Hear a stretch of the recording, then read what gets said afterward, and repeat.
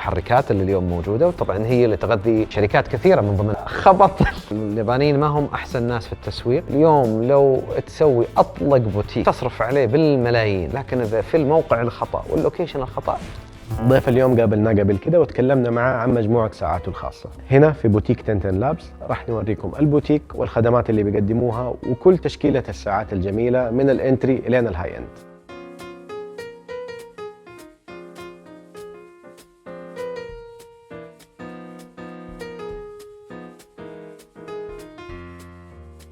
ضيف اليوم أستاذ خالد زين العابدين. سعيدين بوجودك معنا. المقابلة الأولى كانت جميلة جدا. هذه المقابلة نبغى نتكلم على البزنس سايد. احنا موجودين حاليا في البوتيك تبع تنتن لابس. الله يبارك لكم ويزيدكم، وما شاء الله تبارك الله الواحد ما يعرف من فين يبدأ وفين ينتهي في البراندات وفي الحاجات. احنا حقون الساعات هذا مكان، هذا التويلاند حقنا زي ما يقولوا، اللي يعور الجيب.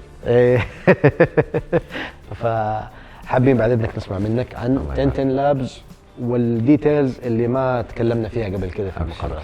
أبشر بسعدك. أولاً الله يبارك فيكم، حياكم الله معنا، وصراحة يعني نتشرف بوجودكم. الله يبارك فيك. عندنا فكرة تأسيس تنتن لابس، بس قبل تنتن لابس أنا بدأت تجارة الساعات في تقريباً 2006. أسست شركة كانت متخصصة أن تجيب بعض العلامات التجارية كموزع. من ثم الله يبارك فيك طبعا، والجزئية الثانية هي أني ساعدت كثير من البراندات هذه كمستشار وكأدفايزر بحكم قربي إلى أصحاب البزنس والملاك. فدخلت معهم في التفاصيل من ناحية من النوفلتيز اللي موجودة عندهم، إيش اللي مثلا يناسب دول الخليج، حكم خبراتك ووجودك في منطقة الخليج. صحيح. فساعدت هذه الشركات، ومن بعدها كانت عندي الفكرة أن اليوم ليه قاعد أنا أساعد كثير من الشركات أن تروح مع مثلا وكلاء كثيرين، والوكلاء اللي موجودين مع ولا يهونون. يعني اليوم إذا بدون ذكر أي أسماء، اليوم يعني بعض العلامات التجارية حتى اليوم اللي مملوكة من مجموعات كبيرة، يعني الكلام ليس فقط على الوكلاء، كلام أيضا على الشركات الكبيرة اللي تملك بعض العلامات التجارية وعندها إدارة مباشرة، يعني ما عندهم وكيل ولكن إدارة مباشرة إلى فدائما الفكر هو أن العلامات التجارية هذه تبيع نفسها. الكاستمر اكسبيرينس ليس طبعا ما نعمم، ولكن في بعض الحالات ما يكون على المستوى المطلوب أو على يعني هاي اتنشن، الاتنشن للعميل. شوف في عالم الساعات اليوم هو الكاستمر سيرفيس هو الأساسي، والتعامل مع العميل هو الشيء الأساسي. فما الشركات تقاضت عن أن يعطونك الفول اكسبيرينس بشكل صحيح. يقول لك خلاص العلامة التجارية تبيع نفسها. فهنا أنا شفت ثغرة، شفت في يعني ثغرة في السوق كانت على الكاستمر اكسبيرينس، أو حتى يعني نوع الساعات أو العلامات التجارية اللي خلينا نقول لها تاريخ وإرث وتضاهي حتى الشركات الكبيرة. فهذا خلاني أدخل في عالم الساعات المستقلة.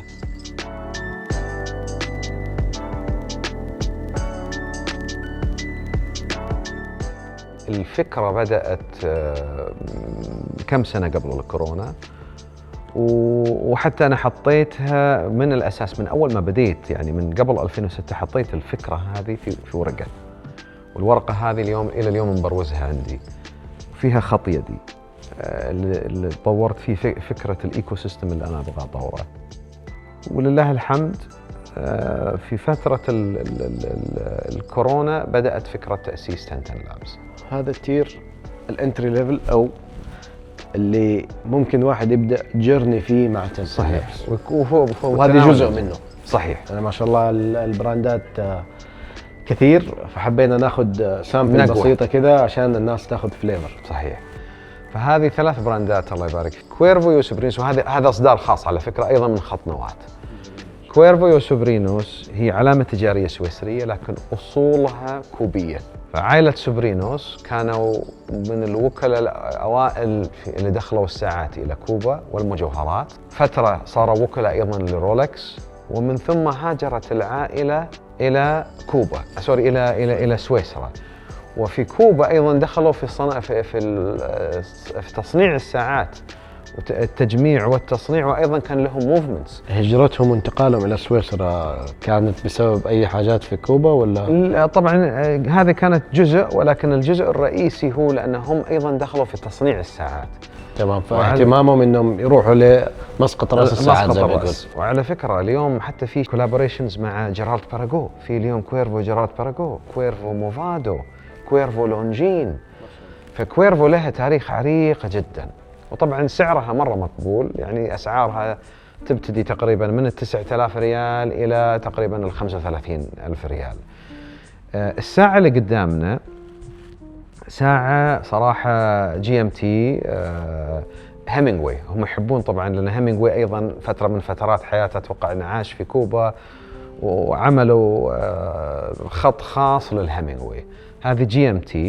أنا قلت لهم أبغى أسوي إصدار خاص يرمز إلى العلاقة اللي صارت بين المملكة العربية السعودية وكوبا.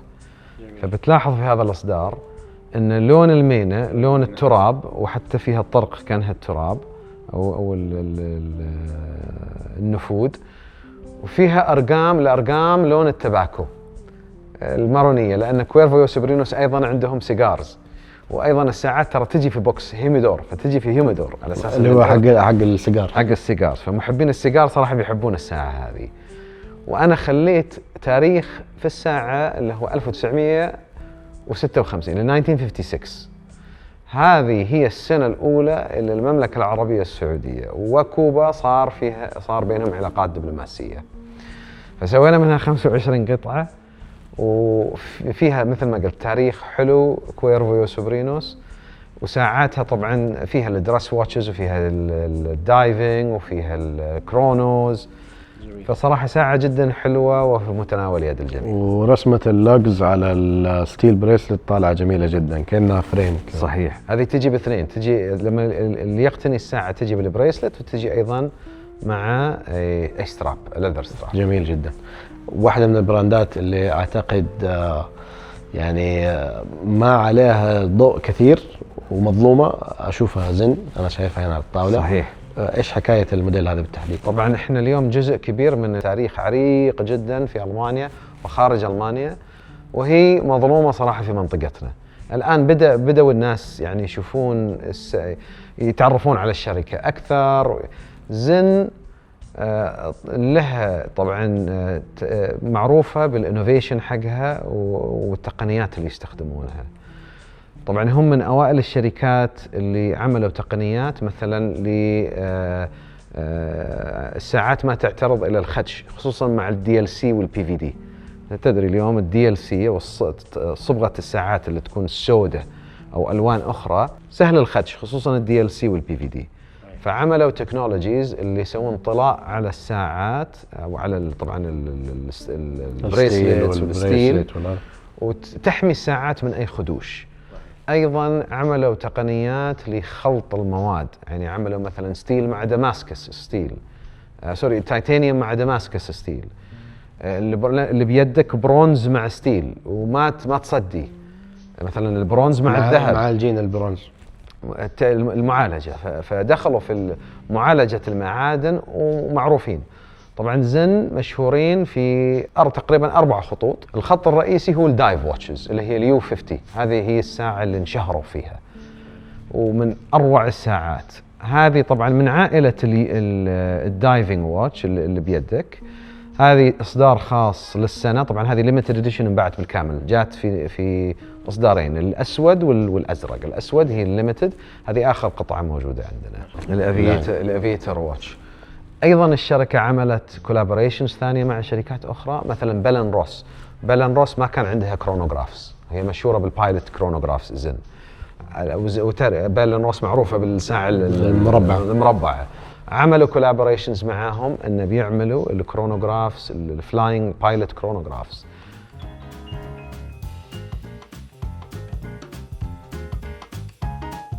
جميل جدا. عندنا هنا ساعتين من براند انا اعتقد انه جميل في التفاصيل اللي فيه بالبرايس بوينت اللي هو موجود فيه، اللي هو نيفادا جريتشن. نيفادا طبعا تم الاختيار، لأن مثل ما قلت اليوم لما نختار بعض البراندز نختارهم لتاريخهم وإرثهم وموروثهم.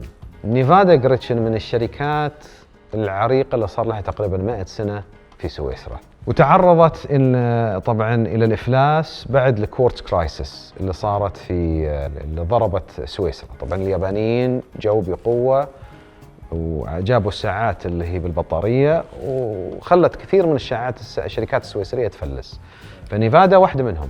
على فكرة نيفادا أسعارها مرة حلوة في تناول يد الجميع، تبتدي من 4500 ريال إلى تقريبا 25,000، وكلها محركاتها سويسرية أوتوماتيك، تستخدم سوربود أو سليتا. فصراحة وحتى الفينيشنج اليوم الساعات اللي موجودة عندك هي طبعا انشهرت بالأنتارتيك. الأنتارتيك ساعة قطرها 35 ملم وفي 38 ملم، هي اللي كانوا لما يروحون الحكومة الأمريكية أو الجيش الأمريكي أو الجيش الفنلندي أو الروسي لما كانوا يروحون إلى الأنتاركتيك كانوا يلبسون ساعات الأنتاركتيك لأنها كانت تتحمل البرد وتتحمل المغناطيس. فهذه كانوا انشهروا فيها. في السبعينات جابوا هذا الإصدار اللي ماسكه بيدك اللي هو الاف 77. الاف 77 يعني في شبه الى الجيرال جنتا. الساعات اللي موجوده عندك سوينا منها اصدارين. الاصدار الاول كان لنادي مقتني الساعات السعودي CWC. عملنا 40 قطعه، استخدم البلو ميتيورايت، طبعا الاغلبيه هلاليين، وهذه تيتانيوم جريد 5 وسعرها 6800 ريال. تيتانيوم جريد 5 ميتيورايت دايل اوتوماتيك بهذا السعر صراحه يعني وسويس ميد، ما راح تحصل ساعات في هذا. والثانيه اللي هي التنتن لابز اديشن. الثانيه هو الاديشن حق تنتن لابز، ومره في قلبي يفز لما اتكلم عنها. هذه الله يبارك فيك، احنا طبعا بحكم ان الاف 77 استخدموا احجار كثيره، انا كان ودي ان نستخدم احجار موجوده في المملكه العربيه السعوديه. فهذا الاصدار بعد الانتهاء من اصدار CWC في اليوم الوطني في سنة 2025 أصدرنا نيفادا جريتشن البيرودايت دايل أو حجر الزبرجد. اليوم المملكة العربية السعودية هي ثاني دولة تصدر حجر الزبرجد بعد مصر، وموجود في المدينة المنورة بكثرة، ويستخدم للسبح والمجوهرات وإلى آخره. فأخذنا هذا الحجر وعملنا مينات الساعة منها، وهو من أصعب الأحجار ترى على فكرة، لأنه صعب أنك أنت تخليه ضعيف، من أصعب على مينة ساعة. وخذ لنا وقت على ما تم إنجاز هذا المشروع، وعملنا منها 50 قطعة، وأيضا طلعنا الإصدار في اليوم الوطني، والأرقام نفس العملية 23/09/01 و02 وعلى ما جرى. الله يبارك لكم ويعطيكم العافية. فئة جميلة الصراحة، وأعتقد أنها راح تناسب كثير من الناس اللي ودها تبدأ في الاندبندنت.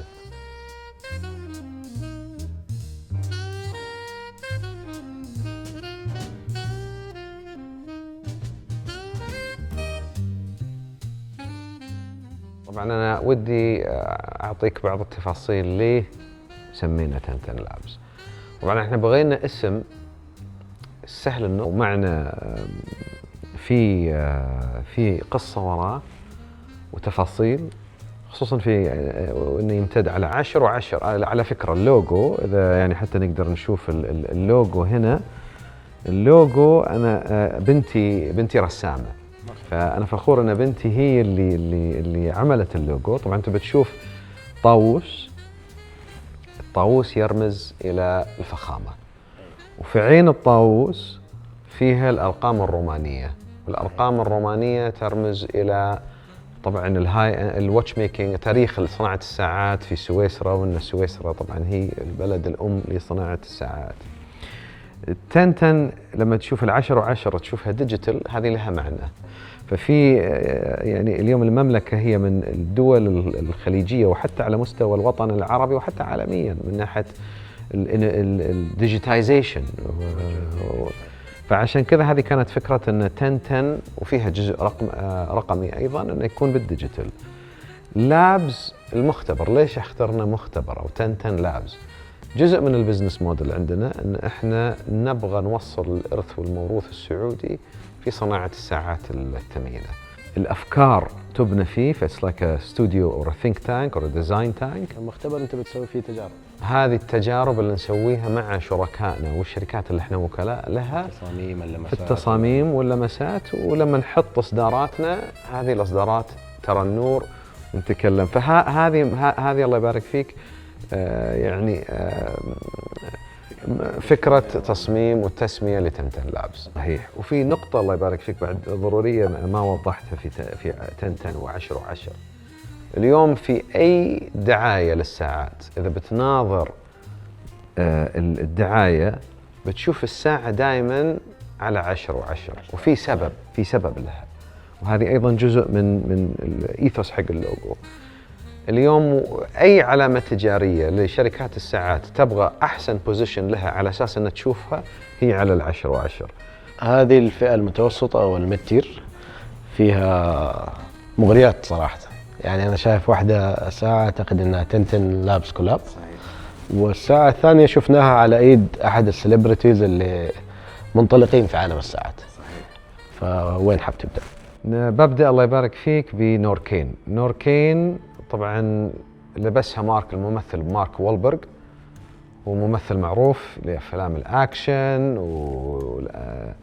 في هوليوود، وحتى جاء الرياض سنة من السنوات على فكرة. جاء الرياض وهو معروف ككولكتر. اليوم أكبر شركات الساعات تركض وراه على أساس أنه تخليه يلبس ساعاتهم وتبيع. ما شاء الله يعني عنده متابعين كثار من الناس اللي مهتمة بالساعات، فالساعة اللي هو بيلبسها أكيد راح تنباع وراح يتم النظر فيها صحيح. فهذه هي طبعا بريف بسيط عن الشركة. الشركة طبعا جديدة النشأة، من 2 إخوان أعتقد في 2016 إذا ما أبدأ. صحيح. من 2 إخوان، ومعاهم طبعا شركاء من ضمنهم شركاء اللي يملكون أيضا في شركة برايتلينج. حتى تلاحظ في بعض الديزاينات فيها من روح، فيها لمسات، فيها من لمسات من روح لبرايتلينج. وفي نفس الوقت جين كلود بافير ايضا طبعا ساعد الشركه ايضا في بعض الديزاينات، منها الساعه اللي انت ماسكها. يعني اعتقد انه هو ادفايزر لهم. هو ادفايزر لهم. وعملوا طبعا الوايلد 1 والسكيلتون. الوايلد 1 سكيلتون هم انشهروا بالسكيلتون. طوروا انوفيشن جديد في الكاربون، عملوا كاربون يعني نانو كاربون، وعليهم عندهم براعة اختراع فيها، وعملوا السكيلتونز اللي موجودة، وألوانها صراحة شبابية حيوية. الساعة اللي انت الحين مسكتها طبعا هذه راح قاعدين نعمل عليه معاهم للمملكة العربية السعودية. قاعدين نستخدم ماتيريالز جديدة لم تستخدم في صناعة الساعات من قبل، وإن شاء الله راح ترى النور في 2026 بإذن الله. وانت طيب. الشركة الثانية هي طبعا معروفة وقريبة على قلب الكولكتر السعودي، ولكن ما هي معروفة بهذا التصميم وبهذه التفاصيل، اللي هي فريدريك كونستانت. فريدريك كونستانت طبعا شركة سويسرية، بس الملاك الأساسيين هولنديين، واستحوذت عليها سيتيزن جروب. ففريدريك كونستانت اليوم الصراحة الفينيشنج لساعاتهم على البرايس بوينت اللي موجود مرة يقارن بشركات كبيرة. يعني الساعة اللي موجودة عندك مثلا هذه الهاي لايف، هذا لاين مشهورين هم فيه، سعرها تقريبا 14,000 ريال، يعني اوتوماتيك واتس ذير اون مانيفاكتشر موفمنتس. وفيها حتى الاوبن هارت، هم مشهورين الاوبن هارت على الساعة 12. فريدريك كونستانت هذه سيجنتشر لفريدريك كونستانت.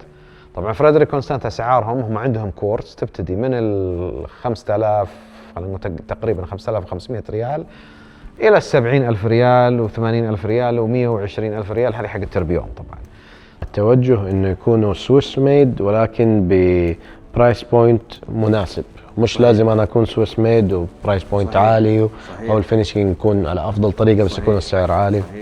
اللي بيدك هذه أيضا قريبة إلى قلبي. هذه كانت الأساس لتعاوننا مع فريدريك كونستانت. قلت لهم أبغى ساعة فيها من معادن المملكة العربية السعودية، فهنا جات فكرة إصدار معادن. الساعة اللي قدامك فيها النحاس، لأن اليوم المملكة في عندها هيوج يعني كوبر كومبوزيتس موجودة، والآن شركة معادن قاعدة الآن تستخرج طبعا، وفي مشاريع كثيرة لاستخراج النحاس. النحاس اليوم معدن رئيسي في صناعات كثيرة، منها حتى الجوالات، الشيبس إلى آخره، والنيكل والستيل والتيتانيوم. فالساعة اللي قدامك فيها مزيج معالجة النحاس والتيتانيوم والستيل وما تصدي. واللون طبعا لون المينا اللي هو لون النيكل، لأنه قال لي عاد إذا بعد النيكل تبغى أركبها مع الساعة خلاص قضينا، ما راح أقدر أسوي لك ساعة. فالجماعة الإخوان للأمانة أخذوا التشالنج وعملوا الساعة، واليوم احنا فخورين ان هذه الساعة مستوحاة من المعادن الموجودة في المملكة العربية السعودية. جميل جدا، الفكرة جميلة والتنفيذ صراحة كان جميل جدا من فريدريك.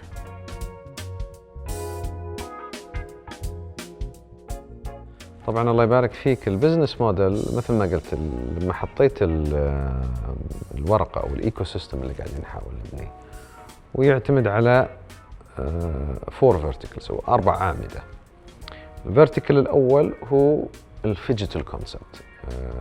طبعا في عالم، خصوصا اليوم كعالم، في عالم التجزئة اليوم الناس اتجهت إلى الرقمنة.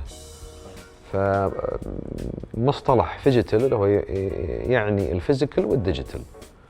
طبعا الفيزيكال هو المحل، ولله الحمد افتتحنا محلنا في فبراير من سنة 2025. فالمحل، وبندخل بعدين في تفاصيل المحل والاستاتيكس والاكسبيرينس. وبعدين عندك الجانب الرقمي اللي هو الويب سايت، المنصة اللي موجودة عندنا، زائدا المنصات الأخرى الرقمية اللي تساعد. بعدين عندنا الكوميونتي. احنا طبعا جزء من البزنس، فاحنا ليس فقط محل، احنا اليوم قاعدين نبني كوميونتي. وهذا الكوميونتي اليوم لله الحمد بعد تقريبا 4 سنوات وصل إلى 400 شخص. وبعدين طبعا مع الكوميونتي عندنا الايفنتس، واحنا يعني نعمل تقريبا 7 ايفنتس سنوية مع كانوا الكولكترز او حتى الشركات اللي احنا نجيبها. الثالث الله يبارك فيك هو طبعا الليمتد اديشنز. الليمتد اديشنز حنا اليوم دخلنا في قطاع شوي مغاير. اليوم هدف رئيسي عندي أنا شخصياً هو أن نبغى الإرث والموروث السعودي يوصل إلى العالم. بالبيسز هذه. اليوم طبعاً معروف أي إصدار في المملكة العربية السعودية المتعارف عليه لون أخضر وسيفين ونخلة. إحنا اليوم غيرنا هذا النهج، أطلقنا خط سميناه نواة. طبعاً الهدف من حتى التسمية ليس فقط للداخل في المملكة أو لدول الخليج، لكن الفكرة أننا بنوصل هذه الفكرة إلى حتى الخارج. نواة باللغة الإنجليزية stands for Nature, Architecture, Wildlife, Arts and Time. 5 عوامل من هذه الأرض الطيبة نستخدمها في صناعة الساعات الثمينة، وفيها ونرسم فيها ونطور فيها ديزاينات وتصاميم من الإرث والموروث السعودي من هذه ال5 عوامل. ولاقت لله الحمد نجاح كبير. فاليوم بنتطرق إن شاء الله لها بعدين. عندنا ساعة سميناها السيف الأجرب، ساعة سميناها جبل اللوز، ساعة لها علاقة بالعلا، ساعة لها علاقة بأمسيات العلا والعلا سكايز. فدخلنا في تفاصيل حتى وادي البدراني اليوم اللي في الجنوب قاعدين نشتغل على إصدار خاص. فهذه الاليمنتس، هذه المسميات بتكون تحت تنتن لاب، ولكن مع البراندز اللي انت مع البراندز اللي نعمل لها الكولابوريشن. وطبعا الفيرتيكال الاخير وهو اللي يعني ان شاء الله باذن الواحد الاحد الله يوفقنا ان نكون حنا السباقين فيه، هي ان احنا نبغى نجيب صناعة الساعات الى المملكة العربية السعودية.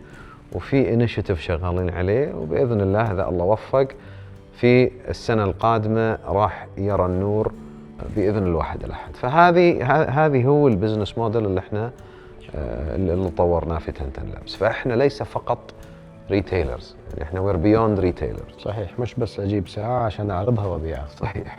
It's about the whole ecosystem. Absolutely. جميل ما شاء الله. واحنا ايضا ركزنا الله يبارك فيك على قطاع الساعات المستقلة. وفي سبب للتركيز على الساعات المستقلة. اليوم هذه طفرة الشركات المستقلة بدأت خلينا نقول من بدايات 2000 وحتى طبعا قبل كانت في شركات الى اليوم لسه مستقله، بس الحراك القوي بدا خلينا نقول من 2000 وطالع. الشركات المستقله تعريفها بشكل بسيط هي شركات يا مملوكه لفرد، طبعا فرد تكون عنده خبره، يا كان واتش ميكر في السابق كان يشتغل مع شركات اخرى ومن ثم فكر انه يعني يطلع له براند الخاص فيه، او مملوكه لعائله او مجموعه من الاشخاص، يعني غير مملوكه لاحد الشركات الكبيره او مجموعه. ايوه. فاليوم حتى في الشركات المستقله تتطرق الى فرعين، الفرع اللي هو الهاي اند واللكشري. طبعا معظم الشركات المستقله هي في الابر هاي اند او خلينا نقول الميد تو هاي اند. وفي طبعا الشق الثاني اللي هو ايضا في سنه 2000 ومع منصات عالميه مثل كيك ستارتر وغيرها بدات تنطلق لان ساعدتها في التمويل، اللي هي تسمى المايكرو براندز، واللي هي الشركات المستقله الصغيره. ففي هذا الشقين احنا ركزنا على الاثنين. طبعا التركيز الرئيسي عندنا في تنتن لابس هي على الهاي اند، الساعات الثمينه اللي خلينا نقول المتوسطه والثمينه. المايكرو براندز اللي قاعدين نركز عليها، الساعات اللي في متناول يد الجميع، قاعدين نركز على وكالات تجاريه لها تاريخ، يعني او لها مثلا خلينا نقول تقنيه جديده قاعد تدخلها في السوق، يعني ما قاعدين ناخذ اي وكاله. بدل ما يكون عندي من نفس الليفل اكثر من براند. صحيح. صحيح. وهذه الله يبارك فيك على الشركات. طبعا احنا اليوم لله الحمد احنا وكلاء ل 35 علامه تجاريه ما شاء الله تبارك الله. لكن اليوم بعد بحط ديسكليمر على ال 35. طبعا حتى بعض الشركات تقول تحس ان براندات كثيره والشخص مثلا صعب عليه الاختيار. اليوم احنا من ال 35 في جزئيه كبيره منهم بحكم انهم شركات مستقله وانتاجهم بسيط، عدد الساعات اللي موجوده عندنا جدا قليل معهم. يعني أنا مثلا علامة تجارية معينة موجودة عندنا، الشركة تصنع فقط 25 ساعة في السنة، واحنا يدوب عندنا 3 ساعات. صح احنا وكلاء للشركة، ولكن مش اللي عندي مثلا 100 ساعة ولا إنتاج كامل حقهم لهذه السنة. لسنة واحدة 25 قطعة.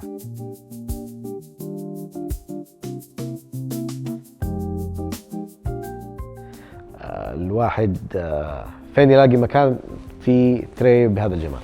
الله يبارك فيك. الله يبارك لكم ما شاء الله. وين تبغي نبتدي؟ طيب نبتدي بهذه الساعة الجميلة اللي فيها أعتقد تفاصيل ما أظن الواحد يقدر يلاقيها في مكان ثاني. صحيح. الشركة هذه الله يبارك فيك اسمها بيونشي. بيونشي كل ساعاتها هي تستخدم الفلاينج تربيون، وهي من أوائل الشركات الساعات اللي عملت an integrated bracelet using carbon, forged carbon. فاليوم الساعة اللي في يدك هي مزيج بين التيتانيوم والفورج كاربون، فحتى تشوفها خفيفة جدا وقوية وسماكتها بسيطة والسماكة بسيطة فيري سليم. اليوم السلمنس على هذه الكومبليكيشن اللي هي فلاينج تربيون، وبيعملوا قطع جدا بسيطة تقريبا قريب ال 80 ساعة في السنة. والامباسادرز حق شركة بيونشي معظمهم لاعبين تنس، لأن هي أيضا أنتي شوك عندنا.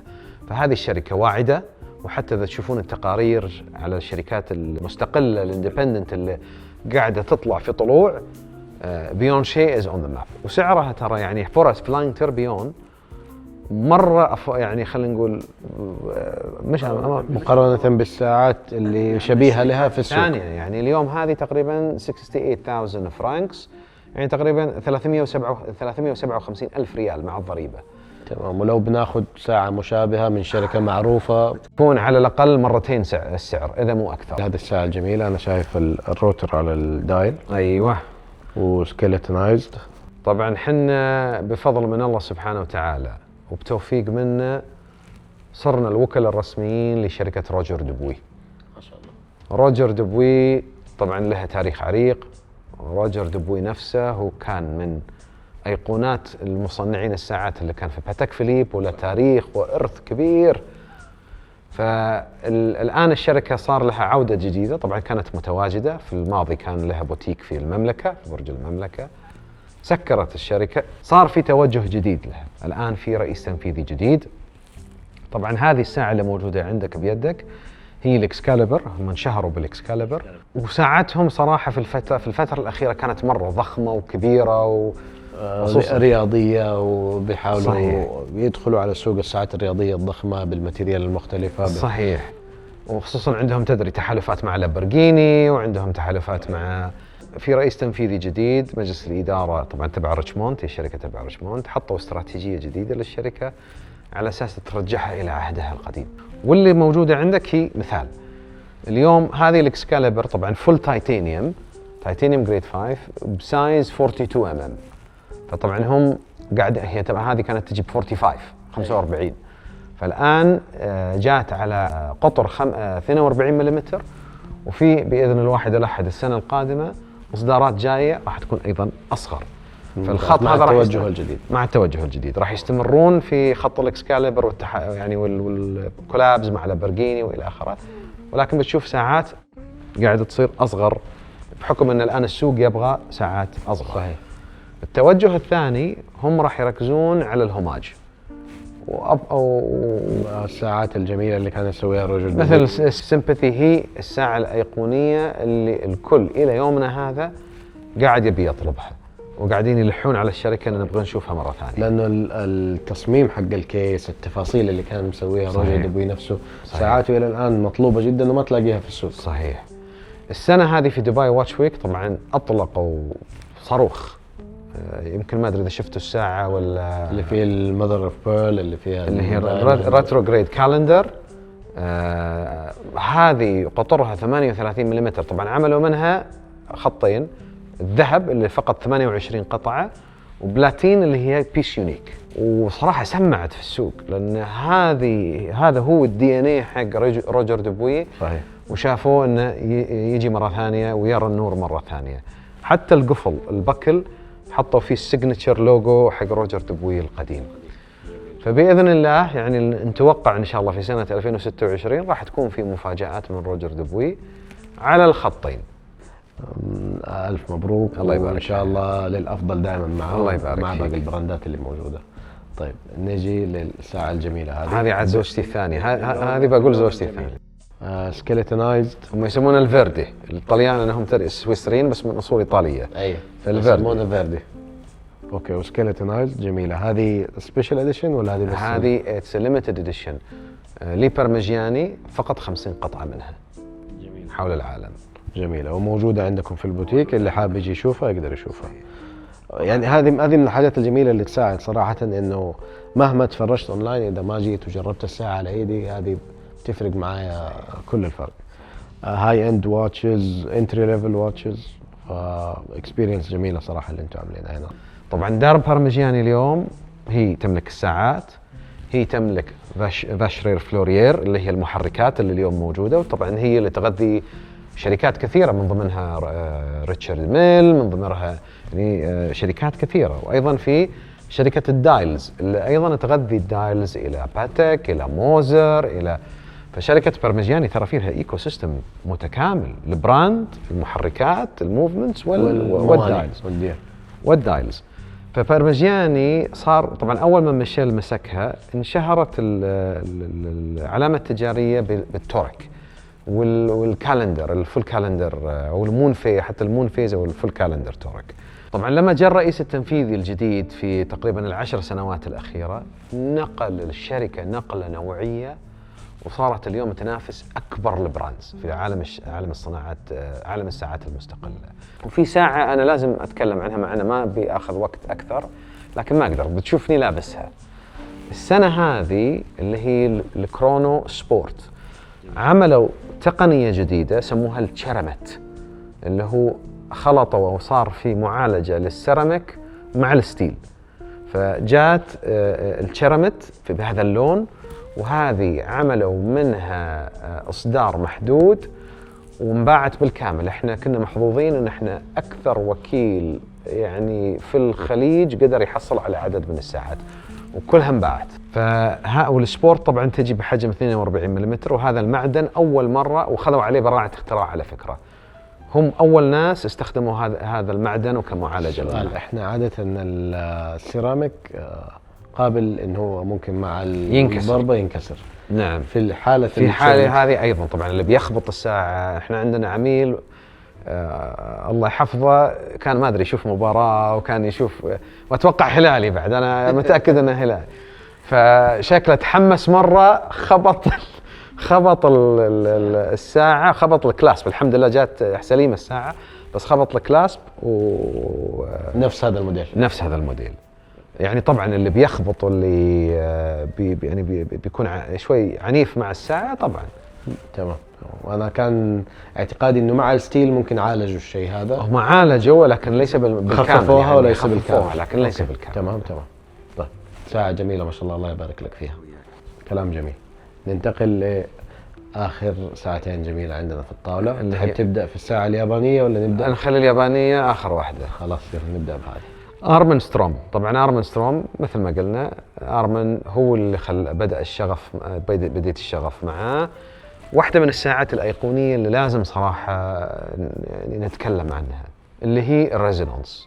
اليوم تقنية الريزونانس فقط 3 شركات إلى يومنا هذا هم اللي صراحة أبدعوا فيه.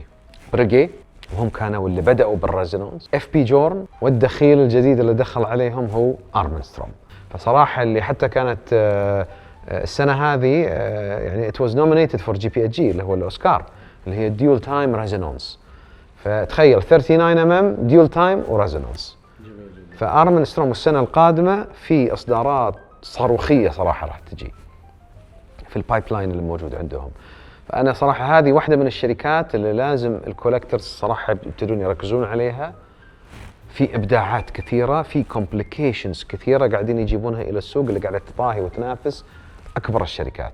وأسعارها أيضاً لما تقارنها مع كثير من الشركات صراحة أسعارها مرة ممتازة. صحيح، لأنه بعض البراندات الثانية بتبيع الاسم أكثر مما تبيع التعقيدة والابتكار والشغل. جميل جدا. تكلمنا عن الساعات الأربعة هذه، باقي الساعة الأخيرة اللي موجودة هنا معانا في الهاي إند اللي هي العروسة. طبعا هذه بعد تعب كبير وكثير، بحكم معرفتك أن أنا عندي حب وشغف للساعات اليابانية، قدرنا بفضل من الله سبحانه وتعالى أن نقنع شركة ذا سيتيزن اللي هي تضاهي جراند سيكو تدخل إلى السوق الخليجي. طبعا سيتيزن اليوم معظم ساعاته هي ساعات سيتيزن العادية والسيريز 8. ذا سيتيزن دخلت الأسواق العالمية في أسواق حتى محدودة، يعني في أمريكا، في اليابان، في بعض دول آسيا، وحتى ما هي يعني جد هي حريصة على أي سوق تدخل ذا سيتيزن فيها. ولله الحمد أقنعنا الشركة أن أول نقطة بيع لذا سيتيزن في دول مجلس التعاون تكون المملكة العربية السعودية، وإحنا أول وكلاء رسميين للعلامة التجارية ذا سيتيزن. طبعا ذا سيتيزن في السنوات الأخيرة صاروا معروفين بساعاتهم اللي هي سوبر تايتانيوم. السوبر تايتانيوم هي جريد أعلى من الجريد 5، يعني أنقى أنواع التايتانيوم. والواشي دايلز، الواشي دايلز اللي هو في الورق، وبيعملوا عليها صبغات متعددة، ويستخدمون ماتيريالز معينة اللي هي في الواشي دايل اللي انشهروا فيها. حتى السنة هذه واحدة من ساعاتهم دخلت النومينيشن حق GPHG. الأوتوماتيك والمانيوال طبعا يستخدمون لاجيرو بيري، إنه هي الشركة تملك هي مصنع لاجيرو بيري في سويسرا اللي معروف إلى الآن. من تو فقط شانيل خذوا أيضا حصة في الشركة. فلله الحمد راح يكون احنا أول ناس بندخل الساعات إلى الخليج وعن طريق المملكة. والساعة اللي بيدك هذه طبعا هي واحدة من الالترا هاي، يعني واحدة من الهاي اند بيسز اللي عملوها. طبعا هذه اوتوماتيك، وهذا اللاين خلوا فيه الزركونيوم، فانت بتلاحظ البزل لونه اسود، فهذا معدن الزركونيوم. والستراب هو ستينغري ستراب. فهذه من أحلى الساعات صراحة اللي نزلوها السنة هذه. فعندنا مجموعة مرة حلوة من ذا سيتيزن، ويعني يبي لها حلقة خاصة. أنا يعني ذا سيتيزن يبي لي نجلس معكم حلقة خاصة فيها، لكن قلنا بنخلي آخر عروسة للاخير وذا بيست فور لاست. جميله ما شاء الله. ونتكلم على ذا سيتيزن. الله يبارك لكم فيها ويوفقكم بها. وياك الله يبارك فيك. وسؤال اكيد يعني حينطرح من اغلب الجامعين اللي يعرفوا البراندات اليابانيه. صحيح. في نظير قوي لها من ناحيه جراند سيكو. نعم. صوته في السوق والاسم اللي منتشر. صحيح. رغم انه اليابانيين في الماركتينج مش افضل شيء، ولكن صحيح. اغلب اللي يعرفوا الساعات الهاي اند اللكجري تبع الجابان راح نعم. يقول لك مثلا ايش تفرق عن جراند سيكو ولا كرودور ولا الى اخره. طبعا انت بحكم عارفين انا عاشق الى سيكو، جراند سيكو وكرودور. السيتيزن تاريخيا وكموروث لها ترى تاريخ عريق وكبير في صناعه الساعات. كانت البوكيت واتشز، المانيوال وايند موفمنتس، حتى الان الشركه الله يبارك فيك لما تجي تعمل الايفنتس للكولكترز بيجيبون تاريخ الشركة. حتى في فترة بسيطة عملوا كتاب وجابوا بوكيت واتش كبيرة مانيوال وايند وزعت على بعض الكولكترز أساس توري كانت انيفرساري أو هي كانت انيفرساري توري الكابابيلتيز والإمكانيات اللي موجودة في الشركة. فاليوم السيتيزن أخذت النهج يعني الجديد أن طبعا في الماضي كانت تركز اكثر شيء على الافوردبل، فالان في استراتيجيه جديده للمجموعه اللي هي تظهر امكانياتها اللي كانت هي فخوره فيها في السنوات الماضيه من ما بدات الى العهد القريب. فان شاء الله من 2026 وطالع راح تشوف اصدارات خاصه لهم اللي راح تضاهي طبعا الشركات الاخرى. طبعا الاذر براندز اخذوا الصيت لانهم دخلوا السوق في هذا القطاع بشكل مبكر، ومثل ما تفضلت اليابانيين ما هم احسن ناس في التسويق، لكن مثلا جراند سيكو وبعض الشركات الاخرى مثلا ميناسي اللي احنا ايضا وكلاها اخذوا صيت شوي في الاندبندنت وورلد ومع الهاي اند، لان صراحه استثمروا في التسويق. فمن 26 وطالع راح تشوف نقلة نوعية جاية في ذا سيتيزن، واتوقع حتى تشوفونها اليوم الاصدارات اللي قاعدة تصير في امريكا، اللي قاعدة تصير في اليابان، وفي هيوج بايب لاين جاية، تحركات قوية منهم صحيح. لدخول السوق والاثبات. جميل جدا. طب قبل لا ننطلق في الحديث في تفاصيل الساعات لانه ما حنخلص، احنا جماعة ساعات نحب الساعات، نبغى نتكلم عن اللوكيشن. ليش هذا اللوكيشن بالتحديد اخترناه عشان يكون لتنتن لابس؟ ممتاز. طبعا الله يبارك فيك في اي بزنس خصوصا في عالم التجزئة اليوم لو تسوي اطلق بوتيك وتصرف عليه بالملايين، لكن اذا في الموقع الخطأ واللوكيشن الخطأ خلاص يبعد عني ساعتين. ليس فقط البعد الله يبارك فيك، البعد، المداخل والمخارج، الخدمات، ففي عوامل كثيرة. فأنت يعني درستوا من كل النواحي. صحيح لله الحمد. من ناحية الوسع اليوم احنا تقريبا المحل 240 متر مربع كبير، الشراحة يعني هذه كانت عوامل كثيرة خليناها. يمكن حتى تلاحظون اليوم حتى طريقة العرض عندنا ما هي كأنها مو كأنك رايح مثلا في مطار وتشوف ساعات مرة كثيرة ولا بوتيك مزدحم، يعني سهل. في كل هذه التفاصيل أخذناها في الاعتبار. حتى الفالي سيرفيس اليوم العميل ما يدفع فالي، في عندنا فالي خاص في المحل، كلها لتسهيل الاكسبيرينس. أخذنا إذا تلاحظ مبنى رقم 10 على نفس الثيم مبنى 10 وفي تنتن لابس. فأنا كنت حريص أن اللوكيشن والمبنى يكون رقم 10 ولله الحمد الله وفق. ما شاء الله تبارك الله. طيب هذه بالنسبة اكسبيرينس اللي انت تطرقت لها في داخل البوتيك. صحيح. أنا شايف يعني في زي ما يقولوا جيرني أو نعم. طريقة لما أمشي في البوتيك واضحة لي بدون ما أحد يشرح لي. صحيح. إيش الفكرة منها؟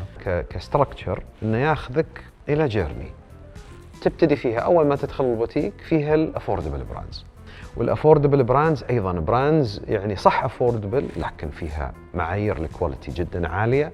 معظم البراندات والأغلبية العظمى منها أقول 90% محركاتها سويسرية أو يابانية، بس في الأغلبية العظمى سويسرية، ومحركات يعني معروفة يعني من شركات مثل سيليتا، سوربود، أتا إلى آخره، أو يابانية مثلا تكون سيكو ولا سيتيزن.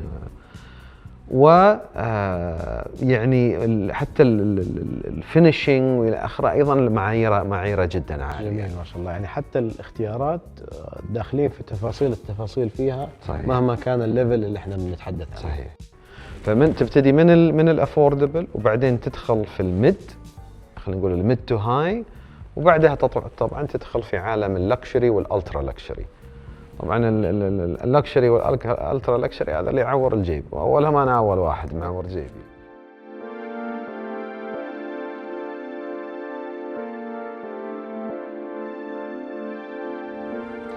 ابو احمد، احنا تكلمنا عن التعاونات اللي بتسووها مع شركات الساعات والتفاصيل اللي بتضيفوها وخط نواة اللي شغالين عليه.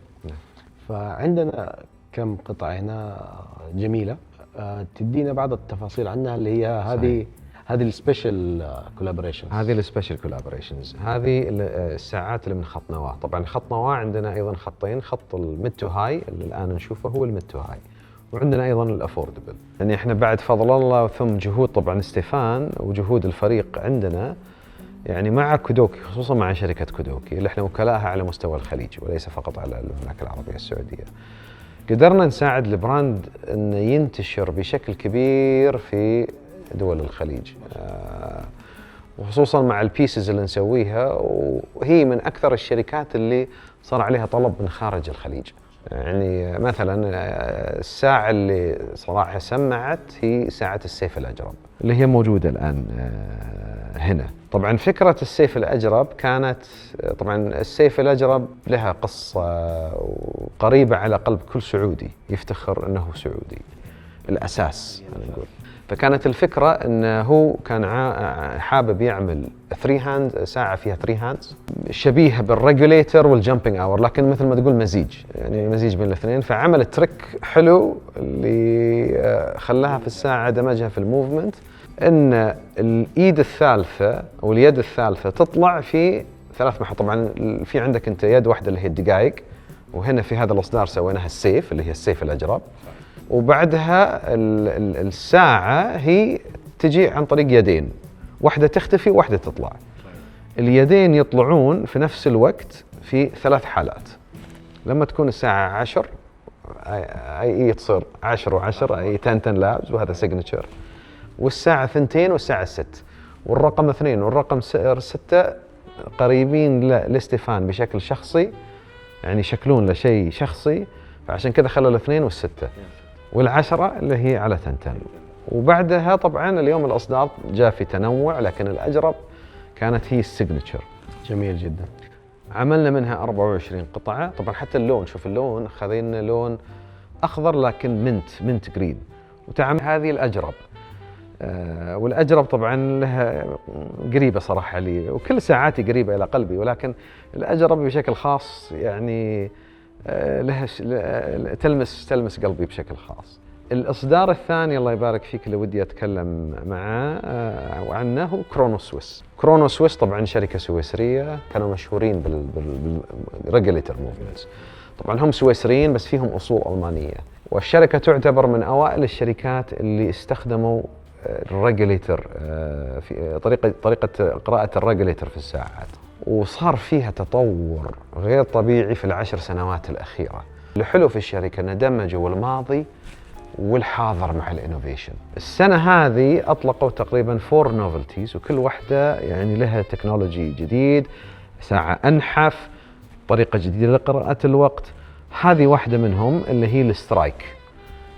طبعاً هم السنة هذه عملوا السترايك، عملوا السمول مينتس أو البتيت سكندز، وعملوا البلس اللي هي أيضاً فيها ساعة البلس فولي انتجريتد تايتانيوم واتش. وأيضاً عملوا السنة هذه ختموها بالديجيتير. الديجيتير اللي هي طبعاً اسمها ديجيتير اللي هي ديجيتال، هي جامبينج اور بس طريقتها ميكانيكال. فاللي بيدك الآن الإصدار اللي سويناه هو إصدار النخيل، هذه من خط السترايك. السترايك إذا تلاحظ دمجوا فكرة، هي مش ريجوليتر لكن دمجوا فكرة الريجوليتر مع النورمال. فأنت بتشوف الإيد الكبيرة اللي هي الريجوليتر، وعلى الجنب عملوا الساعات يعني بطريقة شوي مختلفة. انت سؤال ابو احمد، لما بتدخل في التصاميم مع هذه الشركات، هل بتواجه صعوبة؟ هل بتواجه اشكاليات من ناحية الطلبات والافكار والاشياء اللي انت بتتناقش معهم فيها؟ طبعا هذه سؤال مرة ممتاز. شوف، لأنهم شركات مستقلة، وهذه نقطة مرة مهمة لازم نتكلم عنها. ليه أحب الشركات المستقلة؟ وحتى الكولكترز ليش بيحبون الشركات المستقلة؟ الأخذ والعطاء بسيطة، يعني فيها بساطة أكثر مع الشركات المستقلة، بحكم أن عندهم الكنترول على البرودكشن. أنت اليوم الشركات الكبيرة لما تقول له والله سوي لي كذا ولا سوي لي كذا، يقول لك لا، أنا هذا اللي موجود عندي take it or leave it. صعب أن أنا أغير وأسوي وأحط هذه التفاصيل. الشركات المستقلة لا، في عندها flexibility، تقدر تاخذ وتعطي. صحيح، أنا مستحيل أدخل على براند من البراندات الكبيرة أقول له حط لي المضمار حق سباق جدة على الساعة. يعني اللوجو تقول له حط لي لوجو بيفقع مراراتنا، بنقول له حط اللوجو. فالشركات، وشوف بعد الشركات الكبيرة بعد ساعات لها حق، لها خط إنتاج، لها يعني ايدنتيتي معين لها. فاليوم لها ما في صح وما في خطأ. يعني هذا اليوم نهج خاص تمشي عليه الشركات المستقلة، وهذا نهج خاص تمشي عليه الشركات الكبيرة. فاليوم مع الشركات المستقلة لا، الفلكسبيليتي موجودة. فقلنا راح نعمل إصدار اسمه النخيل إديشن، وسوينا منها فقط 10 قطع. والقيوش اللي موجود داخل الساعة اللي هو النحت اللي يصير داخل الساعة باليد، خلينا فيها ساعة في النخل موجود فيها.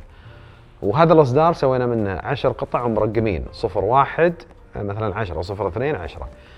الإضافة اللي خليته فيها في الساعة، وقعنا مع خطاط معروف هنا، وخط لي طلبت منه انه يخط الارقام الهنديه العربيه بديزاين بريقي، وسجلنا حقوق الفونت والخط، واول مره في تاريخ صناعه الساعات هذا الخط يستخدم. نرجع لساعه مضمار جده، ادينا كده عنها قصه بريفلي بعد اذنك. ممتاز. طبعا هذه شركه كوستوس. كوستوس هي شركه شقيقه الى فرانك مولر. قصتها حلوة. طبعا اليوم المالك لفرانك مولر هو فارتان سمركيس. فارتان عنده ابن اسمه ساسون. ساسون كان شوي مشاغب، دائما كان يبغى يدخل في عالم السبورت والساعات اللي شوي تكون يعني مايلة إلى السيارات وإلى آخره. فكان يحاول أن الديزاينات حقته يطبقها على فرانك مولر.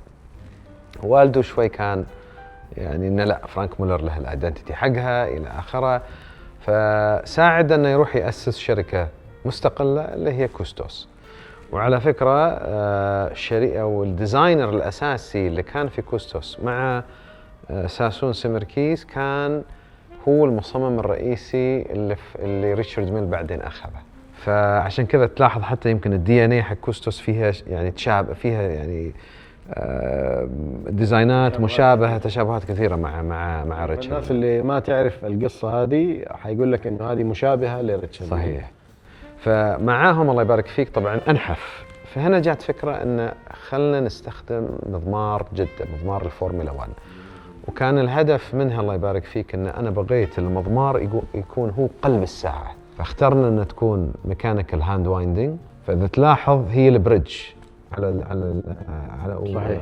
داخل الموفمنت، والساعة سكيلتون، وهي سكيلتون. وإذا شلت المضمار الساعة خلاص لا تعمل، فهي القلب النابض إلى الأساس اللي ماسك القطع كلها مع بعضها. جميل. فهنا جميل سوينا طبعا 25 قطعة منها مرقمة، وفي طبعا فيها لوم في الظلام المضمار يطلع لك واضح. واخترنا لون الخزامة بحكم حبي أنا شخصياً للخزامة، وإن الخزامة اليوم it's the royal color للمملكة. جميل جميل جدا. الساعة اللي بعدها؟ الساعة اللي بعدها الله يبارك فيك هي مع موران موزيه. موران موزيه أيضاً شركة مستقلة سويسرية. طبعاً معظم ساعاتها ركزت على الدايفنج واتشز، وعندهم تكنولوجي جداً حلوة، إن الكبس اللي يصير على الكيس بدون أي براغي. they developed a technology and innovation اللي عملوا عليها patent، ان تصير عمليه الكبس على الساعه على اساس انه يسكرها مع البزل، بس بدون اي تدخل بشري للبراغي او انه اي نوع من اير البراغي. تايت وما تدخل اير لها تايت أي ما موية تدخل لا للابد. فهذه طبعا هم ساعاتهم تقريبا 44 ملم، هذه ال 41 ملم اتس ان ان هاوس موفمنت مايكرو راوتر. طبعا اخترنا ثيم للعلا، ليالي العلا. اذا تلاحظ انت دائما في لما يكون في العلا، لما القمر يكون مكتمل لون السماء يكون تقريبا بنفسجي. عملنا السكاي لاين حق العلا باللون البنفسجي الغامق، وفيه النجوم، وهذه ترى هاند بينتد يعني باليد، وحطينا حروف ثموديه على دوبي بسألك على الاشكال الارقام. هذه حروف ثموديه على ال 12 والثلاثه والتسعه، وهذه عملنا منها فقط 10 قطع. استخدمت قبل كده؟ لا، احنا اول ناس نستخدم هذه الحروف. جميل جدا ما شاء الله. احنا ترى كتنتن لابز اول ناس استخدم ارقام المسند في تاريخ صناعه الساعات، الارقام النبطيه، الحروف الثموديه. فمثل ما قلت ناخذ كثير من تاريخنا، يعني elements من التاريخ من الموروث ونحطه في الساعه.